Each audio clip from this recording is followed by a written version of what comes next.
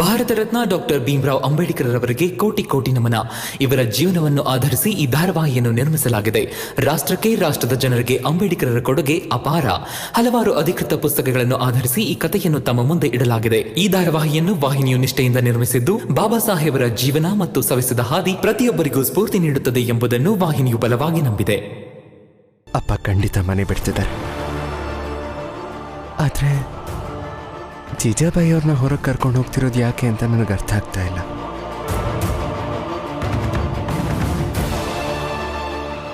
ಮಂತ್ರಿಗಳು ಮಾವಂಗೆ ಇವ್ರ ಬಗ್ಗೆ ಅದೇನು ಹೇಳಿದ್ರು ಏನೋ.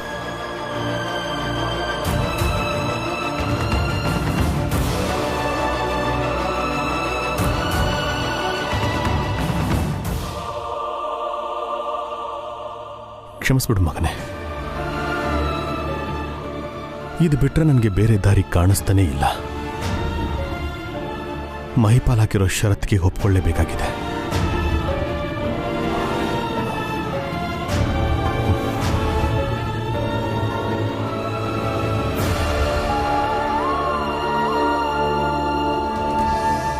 ಹೊರಗೆ ಹೋಗೋಣ ಅಂತ ಹೇಳಿದ್ರಿ, ಆದ್ರೆ ಎಲ್ಲಿಗೆ ಅಂತಾನೆ ಹೇಳಿಲ್ವಲ್ಲ ನಂಗೆ.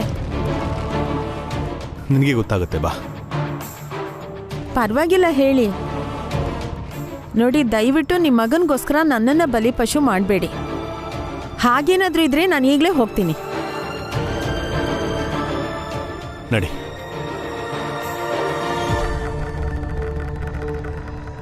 ಎಲ್ಲೋ ಏನೋ ಎಡವಟ್ಟಾಗಿದೆ. ಏನ್ ನಡೀತಿರ್ಬೋದು? ಅಪ್ಪ ಯಾಕಂಗೆ ಹೊರಟ್ಬಿಟ್ರು? ಅಪ್ಪನ ಮನಸ್ಸಲ್ಲಿ ಏನಿದೆ ಅನ್ನೋದನ್ನ ಅಪ್ಪನೇ ಹೇಳಬೇಕು.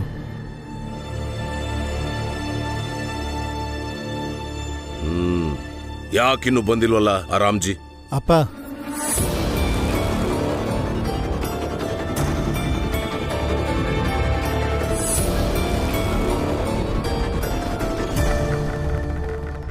ಇದು ಮೇಘನಾಥ್ ಅವ್ರ ಮನೆ ಅಲ್ವಾ?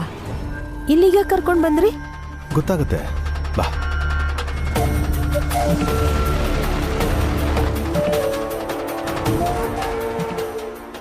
ಷರತ್ತಿನ ಪ್ರಕಾರ ನಾನು ಜೀಜಾಬಾಯಿನೂ ಕರ್ಕೊಂಡು ಬಂದಿದ್ದೀನಿ. ಮತ್ತೆ ನಾವಿಬ್ರು ಮನೆಗೆ ಹೋಗೋದೇ ಇಲ್ಲ. ಶಿಶುಪಾಲ, ಕೊಡು.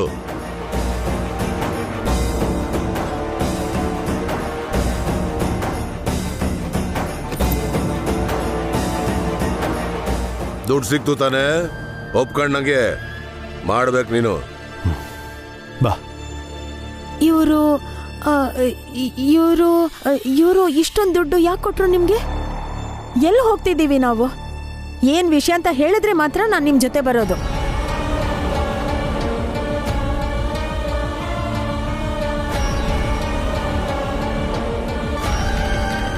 ಇಲ್ಲಿಂದ ಮೊದಲು ನಾವು ಬರೋಡಾಗ ಹೋಗೋಣ. ಮಹಾರಾಜರ ಹತ್ರ, ಅವ್ರ ಹತ್ರ ವಿನಂತಿ ಮಾಡ್ಕೋಬೇಕಿದೆ. ಅವ್ರಿಗೆ ಈ ಹಣನ ವಾಪಸ್ ಕೊಟ್ಟು ಹೇಳೋಣ, ಭೀಮನ್ನ ಷರತ್ತಿಂದ ಹೊರಗೆ ತೆಗಿಬೇಕು ಅಂತ. ಆಮೇಲೆ ಮುಂಬೈ ಬಿಟ್ಟು ದೂರ ನಾವೆಲ್ಲಾದರೂ ಹೊರಟೋದ್ರೆ ಆಯಿತು. ಇನ್ಯಾವತ್ತೂ ನಾವು ಭೀಮನಿಗೆ ಸಿಗೋದೇ ಬೇಡ. ಬರೀ ನಾನು ನಿನ್ನ ಜೊತೆ ಇರ್ತೀನಿ. ಆಗ್ಲಿ ರೀ, ನಾವಿಬ್ರು ಜೊತೆಲಿ ಇರ್ತೀವಿ ಅಂದ್ರೆ ಇದಕ್ಕಿಂತ ಬೇರೇನ್ ಬೇಕು? ನಡೀರಿ.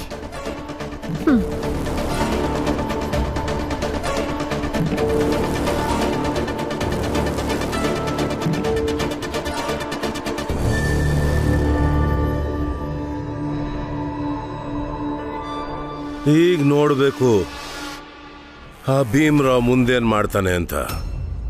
ಹೀಗೆ ಅಪ್ಪ ಬರೋ ತನಕ ಕಾಯ್ತಾ ಇರೋಣ. ಇನ್ನೇನು ಮಾಡೋಕ್ಕಾಗತ್ತೆ ನಮ್ಮ ಕೈಯಲ್ಲಿ? ರಮ್ಮ, ಒಳಗಿರೋ ಎಲ್ಲ ಕಾಗದ ಪತ್ರಗಳನ್ನ ಇಲ್ಲಿಗೆ ತಗೊಂಡು ಬಾ. ಅಪ್ಪ ವಾಪಸ್ ಬರೋ ಅಷ್ಟರಲ್ಲಿ ಸ್ವಲ್ಪ ಕೆಲಸ ಮುಗಿಸ್ತೀನಿ. ಆದ್ರೆ ಮಾವಂಗ್ ನೀವ ಕೆಲಸ ಮಾಡೋದು ಇಷ್ಟ ಇಲ್ಲ. ಅಪ್ಪ ಬೇಡ ಅಂತಿರೋದಕ್ಕೂ ಕಾರಣ ಇದೆ, ನಾನು ಮಾಡ್ತೀನಿ ಅಂತಿರೋದಕ್ಕೂ ಕಾರಣ ಇದೆ. ಹೋಗಿ ಎತ್ಕೊಂಬ.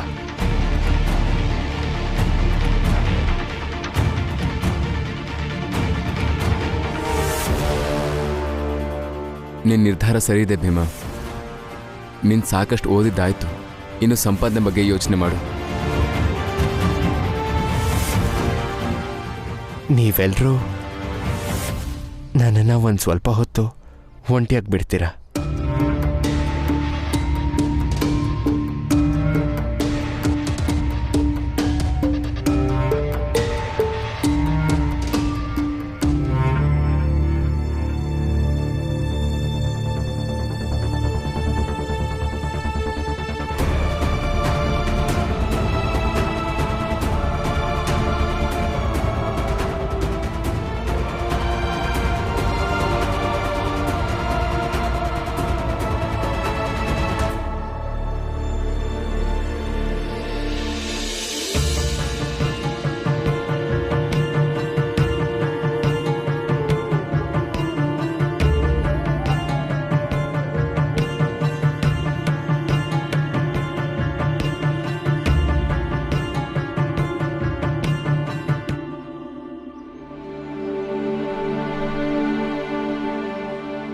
ಇಲ್ಲಿ ಕೇಳಿ,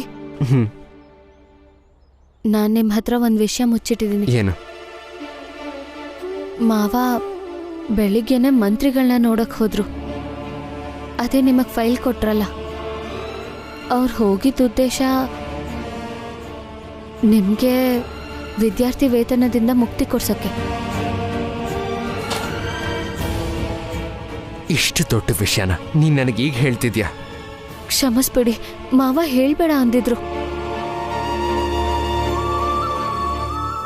ಹಾಗಿದ್ರೆ ಅಪ್ಪ ಇವಾಗ ತುಂಬಾ ದೊಡ್ಡ ನಿರ್ಧಾರ ತಗೊಂಡಿದ್ದಾರೆ.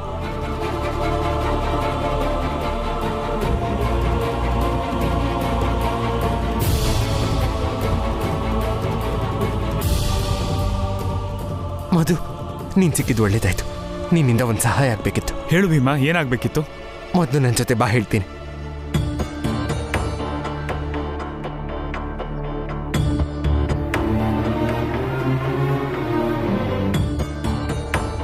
ರೀ, ಮೊದಲನೇ ಸಲ ಇಷ್ಟೊಂದು ದುಡ್ಡು ಬಂದಿದೆ. ತುಂಬಾ ದಿನದಿಂದ ಸಿಹಿ ಅನ್ನೋದೇ ತಿಂದಿಲ್ಲ. ಏನಾದ್ರೂ ಕೊಡಿಸಿ ಇಲ್ಲಿ. ಆಗ್ಲಿ, ತಿನ್ನು. ಆದರೆ ಈ ದುಡ್ಡಲ್ಲ, ನನ್ನ ಹತ್ರ ಬೇರೆ ದುಡ್ಡಿದೆ. ಹಾಗೆ ಇನ್ನೊಂದು ವಿಷಯ ಏನಂದ್ರೆ ಜಿಜಾಬಾಯ್, ಇವತ್ತು ನಿನ್ನಷ್ಟು ಖುಷಿಯಾಗಿರೋ ವ್ಯಕ್ತಿ ಬೇರೊಬ್ರಿಲ್ಲ ಅಲ್ವಾ? ಮಗನಿಂದ ದೂರ ಆಗ್ತಿದ್ದೀನಿ ಅನ್ನೋ ದುಃಖ ನಿಮ್ಗಿದೆ ಅಂತ ನಂಗೆ ಗೊತ್ತು. ಆದ್ರೆ ನನಗೆ ಖುಷಿ ಇದೆ. ಯಾಕೆಂದ್ರೆ ಮೊದಲನೇ ಸಲ ನಾವಿಬ್ರ ಜೊತೆಲಿ ಇರ್ತಿದ್ದೀವಿ. ಅದರಲ್ಲೂ ನಾವಿಬ್ರೇ. ಬಾ, ತಿನ್ನು.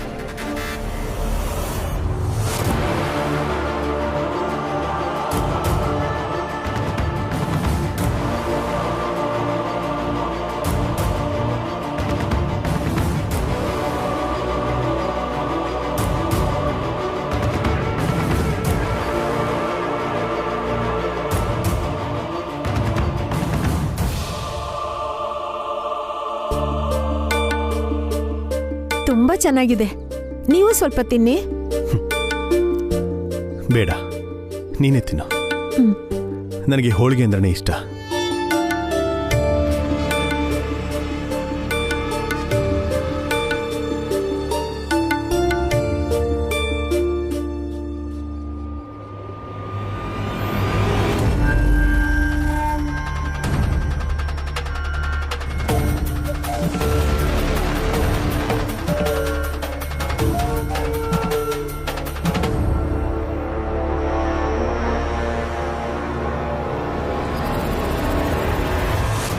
ಕಳ್ಳ ಕಳ್ಳ ಕಳ್ಳ ಕಳ್ಳ ಕಳ್ಳ, ಹಿಡಿರಿ ಹಿಡಿರಿ ಅವ್ನ. ಕಳ್ಳ, ನಿಂತ್ಕೊಳ್ಳೋ.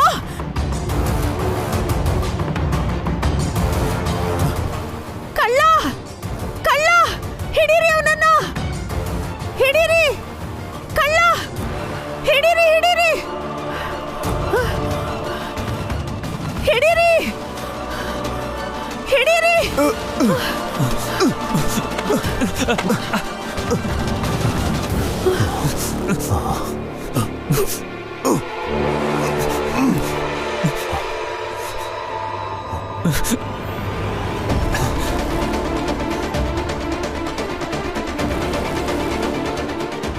ಮಧು, ನೀನಾ?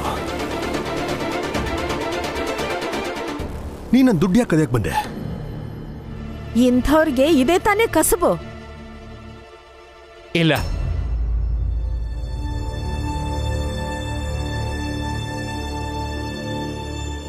ಮಧು ಮಾಡಿದ್ದು ತುಂಬಾ ಚಿಕ್ಕ ತಪ್ಪಷ್ಟೆ.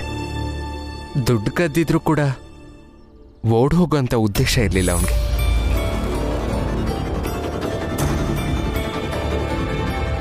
ಅದು ನಿಮ್ಮನ್ನ ತಡಿಬೇಕಿತ್ತಷ್ಟೇ. ನಾನು ಮಿಕ್ಕಿದೆಲ್ಲ ನೀವೇ ಮಾತಾಡ್ಕೊಳ್ಳಿ.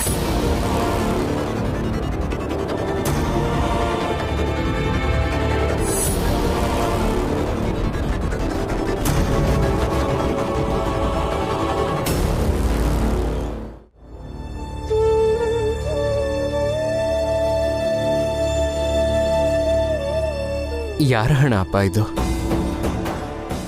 ಯಾರ್ದಾದ್ರೆ ಏನು, ಅದಕ್ಕೇನೀಗ? ಸುಮ್ನೆ ಹೋಗಿಲ್ಲಿಂದ. ನಾನು ನಿಮ್ಮನ್ನೇ ಕೇಳ್ತಿರೋದಪ್ಪ, ಈ ದುಡ್ಡು ಯಾರ್ದು? ನೀವ್ ಯಾಕೆ ಇಸ್ಕೊಂಡಿದ್ದೀರಾ? ಮತ್ ಬರೋಡಾಗ ಯಾಕೆ ಹೋಗ್ತಿದ್ದೀರಾ? ನನ್ನಿಷ್ಟ, ನಾನು ಎಲ್ಲಿ ಬೇಕಾದರೂ ಹೋಗ್ತೀನಿ. ಇಲ್ಲಪ್ಪ, ಕೆಲಸ ಮಾಡ್ತೀನಿ ಅಂತ ಒಪ್ಪಿರೋದು ನಾನು, ಮತ್ತದನ್ನು ಮಾಡೇ ಮಾಡ್ತೀನಿ. ದಯವಿಟ್ಟು ಇಂಥ ಕೆಲಸ ನೀವು ಮಾಡಕ್ಕೆ ಹೋಗ್ಬೇಡಿ.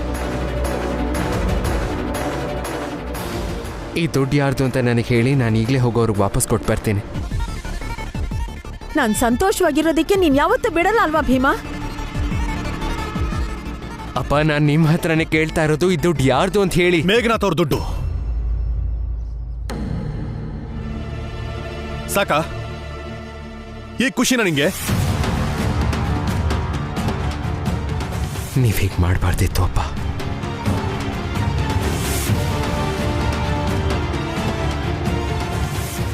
ಭೀಮಾ,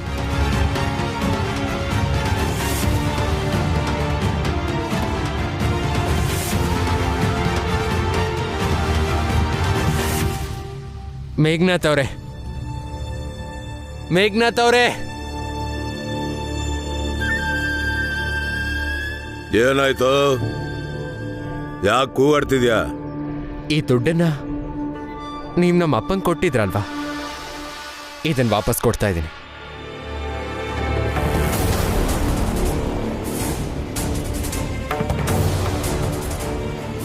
ಮತ್ತು ಒಂದು ವಿಷಯ ತಿಳ್ಕೊಂಬಿಡಿ, ಈ ಕುತಂತ್ರ ಎಲ್ಲ ಮಾಡ್ತಿದ್ರಲ್ಲ, ಇದನ್ನ ಬಿಟ್ಬಿಡಿ.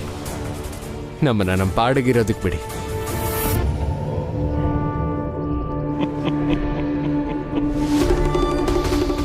ಈ ರಾಮ್ಜಿ ಇದಾನಲ್ಲ, ಕೆಲ್ಸಕ್ಕೆ ಬಾರ್ದವನು ಅಂದ್ರೆ ಇವನು.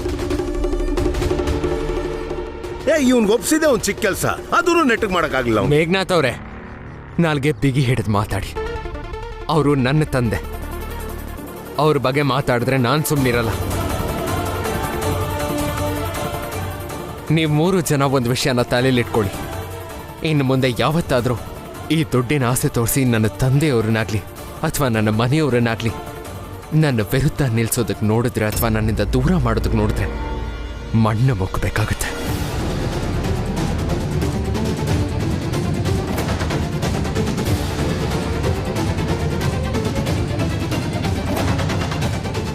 ನಿಮ್ಮಿಬ್ರಿಂದಾನೇ ನಾನು ಆ ರಾಮ್ಜಿನ ಸಾಯಿಸ್ತೆ ವಾಪಸ್ ಬಂದಿದ್ದು.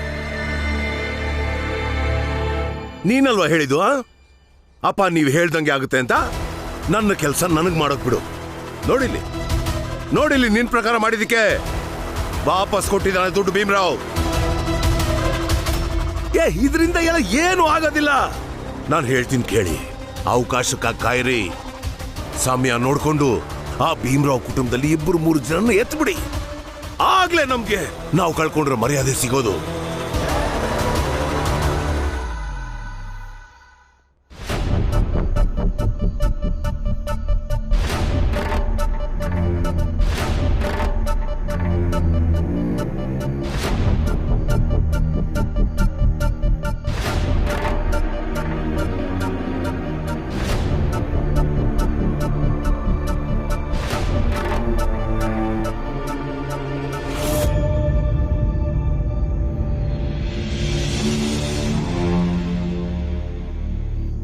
ಜಿಜಾಬಾಯಿ, ಈ ಭೀಮ್ರಾವ್ ಮತ್ತೆ ನಿನ್ನ ಆಸೆಗೆಲ್ಲ ಎಳ್ಳು ನೀರು ಬಿಟ್ಬಿಟ್ಟ ನೋಡು. ನಂಜುಂಡಣ್ಣ,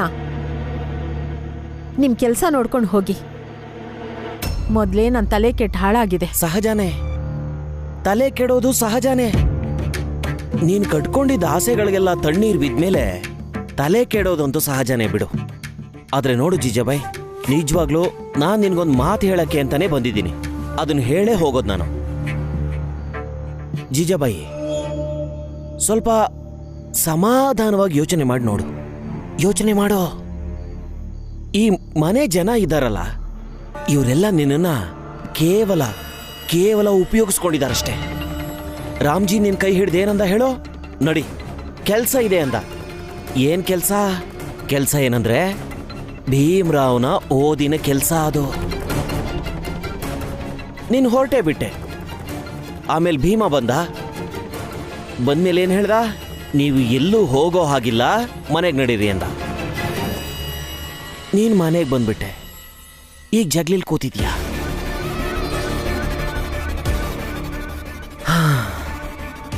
ಇದೆಲ್ಲ ಹೇಳಕ್ ಇಷ್ಟ ಇಲ್ಲ, ಆದ್ರೆ ಹೇಳಲೇಬೇಕು. ನಮ್ಮ ಇಡೀ ವಟಾರದಲ್ಲಿ ಜೀಜಾಬಾಯಿ ನಿಂತರ ನತದೃಷ್ಟ ಹೆಂಗ್ಸೋ ಇನ್ಯಾರೂ ಇಲ್ಲ. ನಿನ್ ಜೊತೆ ನಿನ್ ಗಂಡನೂ ಇಲ್ಲ, ನಿನ್ ಜೊತೆ ನಿನ್ ಮಕ್ಕಳು ಇಲ್ಲ. ಆದ್ರೆ ಅವ್ರಿಗೆ ಕೆಲಸ ಆಗ್ಬೇಕು ಅಂದ್ರೆ ಮಾತ್ರ ಅವರೆಲ್ಲರೂ ನಿನ್ನನ್ನ ಚೆನ್ನಾಗಿ ಉಪಯೋಗಿಸ್ಕೋತಾರೆ.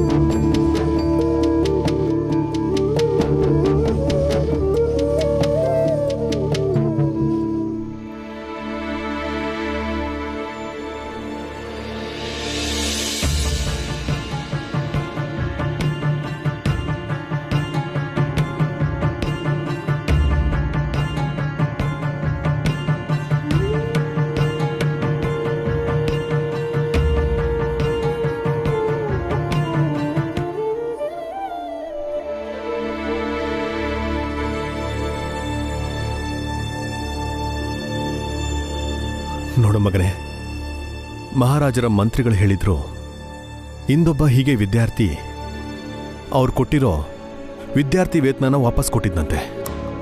ಮತ್ತೆ ಅವ್ರು ಹಾಕಿದ್ದ ಷರತ್ತಿಂದ ಹೊರಗಿಟ್ರಂತೆ. ನಾವು ಹಾಗೆ ಮಾಡ್ಬೋದಲ್ವಾ? ಆದ್ರೆ ಯಾಕೆ ಹೊರಗೆ ಬರ್ಬೇಕಪ್ಪ? ನೀನು ಓದೋ ಅನಿವಾರ್ಯತೆ ಇದೆ ಭೀಮಾ. ಅನಿವಾರ್ಯತೆ.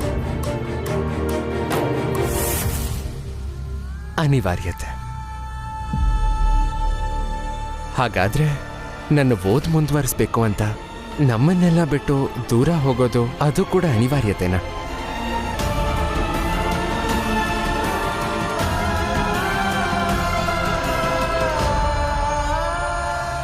ಹೇಳಿಪ್ಪ, ಅದು ಕೂಡ ಅನಿವಾರ್ಯತೆ ಆಗಿತ್ತ?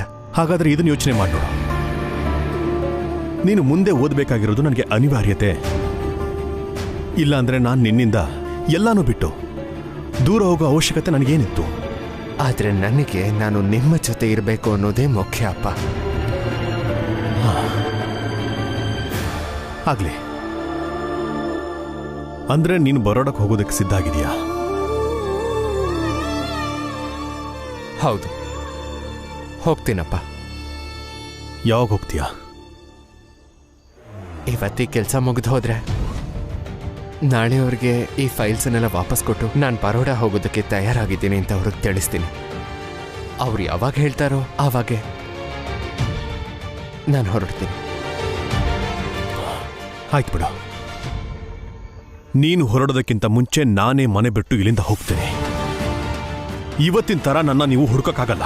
ಅಂದ್ರೆ ಅಪ್ಪ ಅಪ್ಪ ನಿಂತ್ಕೊಳ್ಳಿ. ಅಪ್ಪ, ಪ್ರತಿ ಸಲ ಹೀಗೆ ಹಠ ಮಾಡಿದ್ರೆ ಹೇಗಪ್ಪ? ಅಪ್ಪ, ಮಾವನ ಆರೋಗ್ಯ ಮೊದಲೇ ಸರಿ ಇಲ್ಲ. ವಾದ ಮಾಡಬೇಡಿ ಅವ್ರ ಹತ್ರ. ನಾನ್ ಎಲ್ಲಿ ವಾದ ಮಾಡಿದ್ನಮ್ಮ? ಏನ್ ಹೇಳಿ ಹೋದ್ರು ಗೊತ್ತಾ ಅವರು? ನಾನ್ ಬರೋಡಾಗ ಹೋದ್ರೆ ಅವರು ಮನೆ ಬಿಟ್ಟು ಹೋಗ್ತಾರಂತೆ. ಹಠ ತಾನೇ ಇದು. ನೀವು ಮೊದಲು ಶಾಂತವಾಗಿ ಕೂತ್ಕೊಳ್ಳಿ.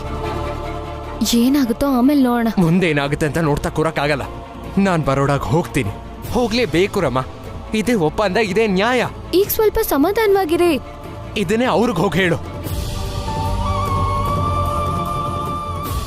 ನೋಡಕ್ಕೇನಿದೆ, ಭೀಮ ಮೊದಲೇ ಹಠದ ಹುಡುಗ. ಯಾವತ್ತಾದ್ರೂ ಬೇರೆಯವ್ರು ಹೇಳಿದ ಮಾತನ್ನ ಕೇಳಿದಾನ ಅವನು? ನೋಡಿ, ನನ್ನ ಮಾತು ಕೇಳಿ ನೀವು. ಬನ್ನಿ ಹೋಗೋಣ ಇಲ್ಲಿಂದ. ಎಲ್ಲಾದ್ರೂ ಬದುಕಿದ್ರೆ ಆಯ್ತು.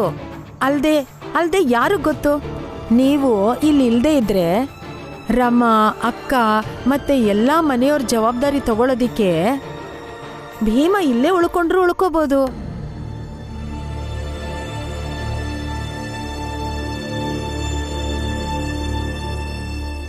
ಅದ್ಭುತ ಅಲ್ಲ ಜಿಜಾಬಾಯಿ, ನೀನು ಪ್ರತಿಯೊಂದರಲ್ಲೂ ನಿನ್ನ ಸ್ವಾರ್ಥನ ಹುಡುಕ್ತೀಯ ನೀನು ಅಲ್ವಾ? ಸ್ವಾರ್ಥ ಅಲ್ಲ, ಗಂಡನ್ನ ಹುಡುಕ್ತಿದ್ದೀನಿ ಪ್ರತಿ ವಿಷಯದಲ್ಲೂ. ಮದ್ವೆ ಆದಾಗಿಂದ ನನ್ನ ಗಂಡ ನನಗೋಸ್ಕರ ಇಲ್ವೇ ಇಲ್ಲ. ಅದಕ್ಕೆ ಸರಿ, ಒಂದು ವೇಳೆ ಭೀಮಾ ಏನಾದ್ರೂ ಮನಸ್ಸನ್ನ ಬದಲಾಯಿಸಿಲ್ಲ ಅಂದ್ರೆ ನಾನು ನಿನ್ ಜೊತೆ ಖಂಡಿತ ಬರ್ತೀನಿ.